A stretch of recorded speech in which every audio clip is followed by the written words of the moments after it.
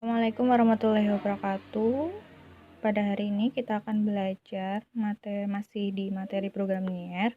Nah, tapi di sini kita akan menyelesaikan masalah program linear dalam bentuk cerita. Nah, sebelumnya saya kasih tahu dulu langkah-langkah untuk menyelesaikan masalah program linear dalam bentuk cerita. Yang pertama itu mengubah soal cerita ke dalam model matematika. Kemudian yang kedua, menggambar grafik. Yang ketiga, menentukan daerah himpunan penyelesaian. Yang keempat, menentukan titik potong. Yang kelima, menentukan titik pojok. Dan yang terakhir adalah menghitung nilai maksimum atau minimum, tergantung dari soal ditanyanya maksimum atau minimum. Gitu ya. Nah, di sini ada contoh soal. Saya bacakan dulu. Seorang pedagang sepeda ingin membeli 25 sepeda untuk persediaan. Ia ingin membeli sepeda gunung dengan harga Rp1.500.000 per buah dan sepeda balap dengan harga Rp2.000.000 per buah. Ia berencana tidak akan mengeluarkan uang lebih dari 42 juta. Keuntungan sebuah sepeda gunung adalah Rp500.000 dan sepeda balap adalah Rp600.000. Tentukan keuntungan maksimum yang diperoleh pedagang tersebut.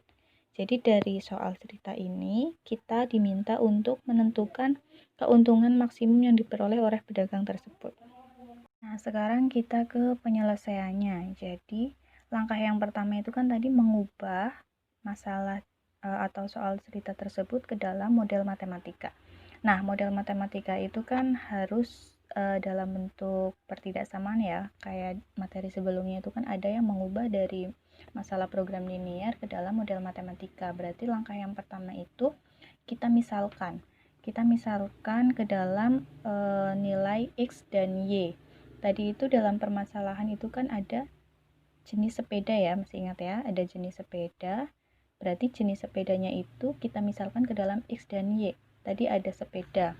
Misalkan di sini X-nya itu sebagai sepeda gunung,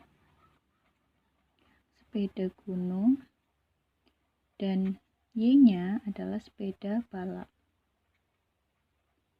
Nah, setelah kita misalkan, kita pakai tabel untuk membantu memindahkan informasi yang ada dalam soal cerita ke dalam bentuk model matematika.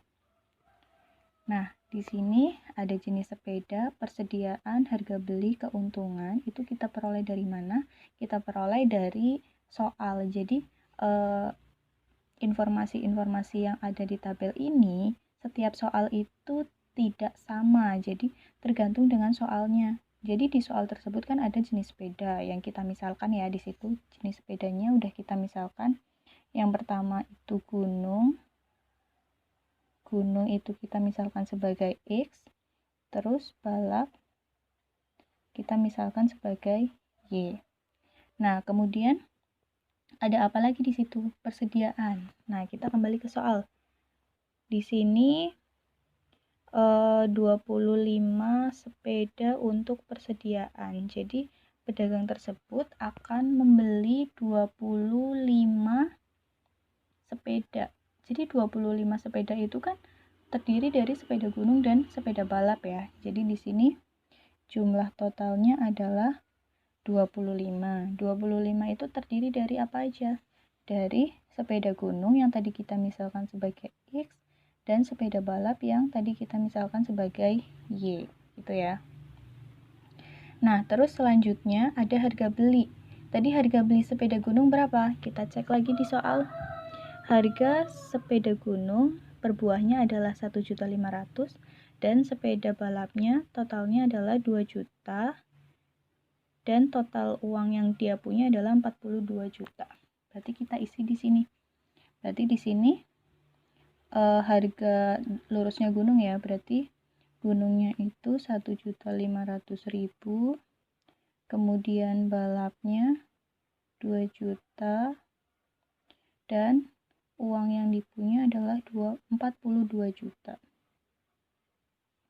Kemudian keuntungannya berapa? keuntungan dari sepeda gunung 500.000 dan sepeda balap 600.000. Berarti kita isi di sini sepeda gunung keuntungannya 500.000 dan sepeda balap 600.000.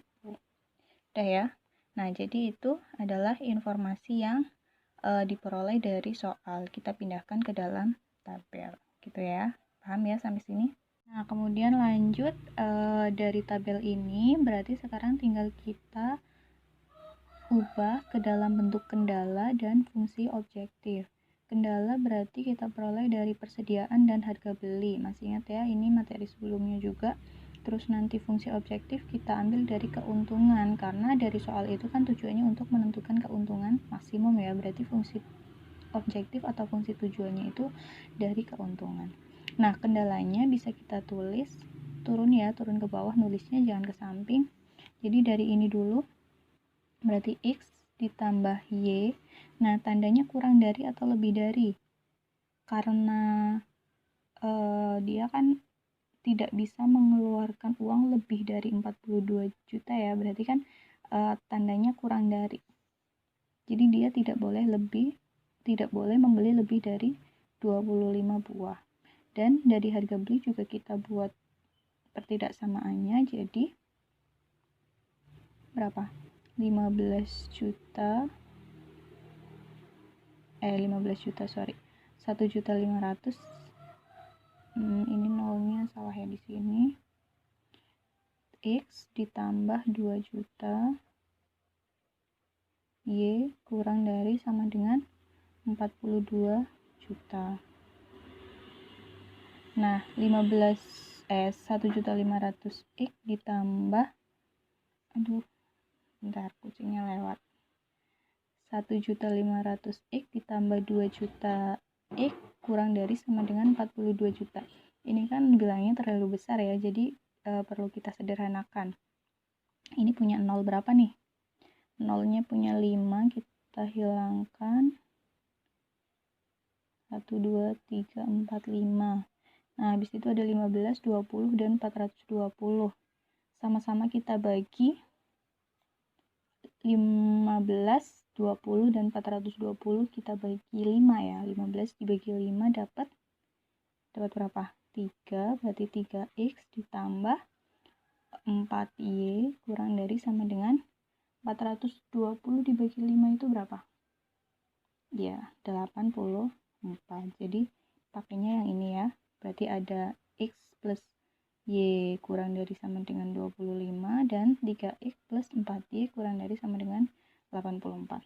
Dan jangan lupa ditambah x lebih besar dari sama dengan 0 dan y-nya juga lebih besar dari sama dengan 0. Nah, ini kendalanya. Nah, kemudian yang kedua, fungsi objektif kita peroleh dari keuntungan. Keuntungannya ini ya.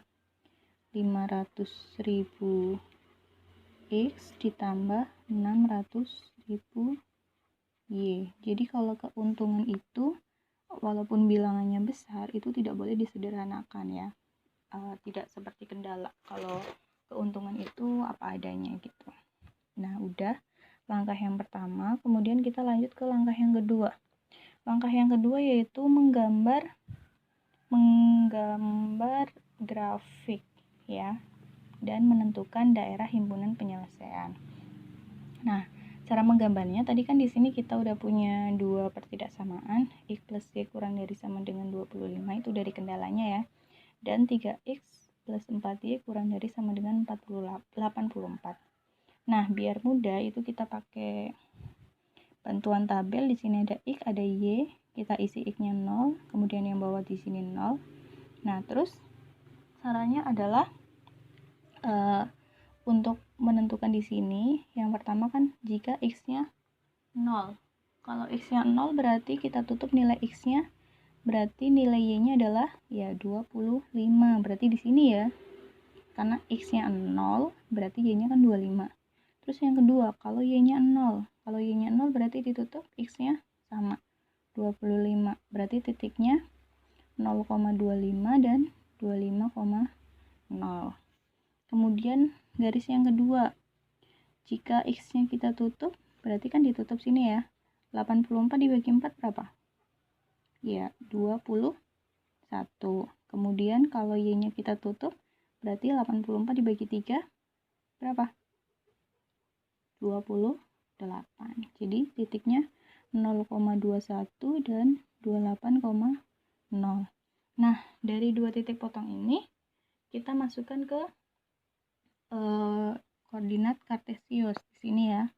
Yang pertama 0,25 dan 25,0. Berarti 0,25 misal di sini dan 25, kebalik 0,25 di sini. Yang ini 25,0. Kita garis. Gini ya. Kemudian 80 yang 3x plus 4y kurang dari 84, 0,21. 0,21 artinya di bawah 25 ya. Dan 28,0 di sini. Terus kita garis juga. Aduh, maaf. Titiknya pindah ke sini ya. Sini 28 ya. Nah, kemudian kita cari daerah himpunan penyelesaiannya. Kita lihat aja, tandanya kan kurang dari semua ya. Artinya kan arsirannya ke bawah semua. Berarti daerah yang paling banyak terkena arsiran yang mana? Berarti yang sini ya. Jadi ini adalah daerah himpunan penyelesaiannya. Nah, sekarang dilihat di sini ada titik potong. Nah, titik potong ini nilainya berapa sih? Kita misalkan X dan Y dulu. Berarti nilai X dan Y itu kita harus cari ya. Cara mencarinya gimana? Iya, cara mencari titik potong adalah dengan eliminasi. Masih ingat eliminasi? Materi sebelumnya juga. Nah, jadi kita cari titik potongnya dari dua, kita ubah ke persamaan dulu, nggak apa-apa. Jadi 3x plus 4y sama dengan 84, dan x plus y sama dengan 25. Kita eliminasi, berarti kita harus menyamakan nilainya. Misalkan kita mau menghilangkan nilai x-nya ya. Berarti kita mau menghitung nilai y-nya. Berarti yang atas kita kali 1, yang bawah kita kali 3. Yang atas tetap ya. 3x plus 4y sama dengan 84. Kemudian ini jadi 3x plus 3y sama dengan 75. Kita kurangkan. Ini habis ya. 4y kurangi 3y, y 84 kurangi 75, 9. Berarti y-nya ketemu 9. Nah, sekarang tinggal kita substitusikan aja di sini. X plus y sama dengan 25. Ini ya. X plus y sama dengan 25, y-nya padahal udah ketemu 9. X plus 9 sama dengan 25, berarti nilai x-nya 25 dikurangi 9. Berapa? Ya, 16. Jadi titiknya adalah 16,9. Berarti kita ketemu nilai x dan y-nya adalah 16,9. Gini ya. Nah, sekarang setelah itu tinggal kita ke langkah yang terakhir. Langkah yang terakhir adalah maaf udah capek ngomong.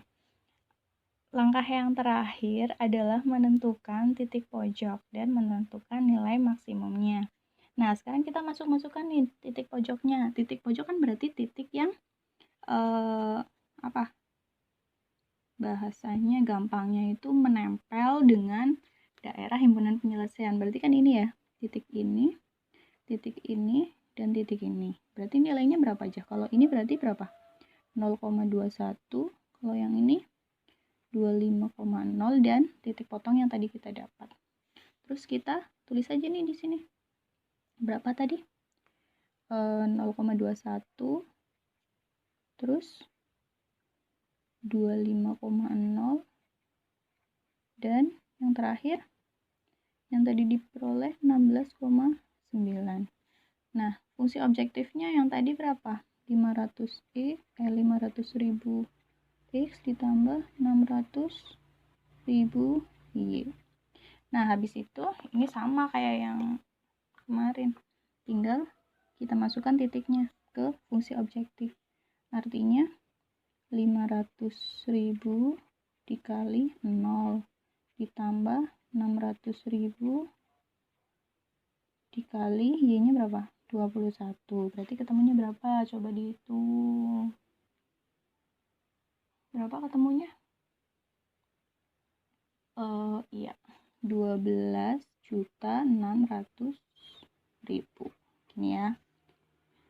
Terus yang kedua, 500.000 dikali 25 ditambah 600.000 dikali 0. Berarti 5 kali 25 itu berapa? Ya, berarti hasilnya 12.500.000. Terus yang ketiga, 500.000 dikali 16 ditambah berapa? 600.000 dikali 9 sama dengan, coba dihitung.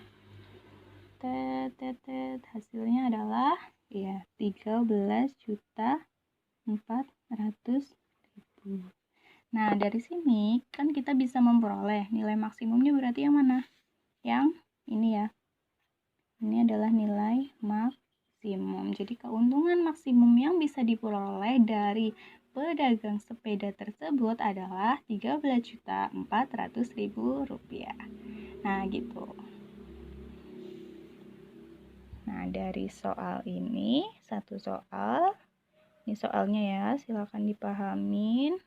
Dan ini langkah penyelesaiannya. Yang kemarin masih salah, silakan kalian pelajarin lagi. Ya, kemarin ada di kuis. Kalau misalkan masih salah, silakan kalian coba kerjakan lagi dengan cara yang benar. Karena sekarang kan udah tahu jawabannya, caranya ya. Nah, sekian pembelajaran pada hari ini. Silakan dipelajari dengan sungguh-sungguh, oke? Semoga bisa membantu, semoga bisa paham dengan penjelasan saya.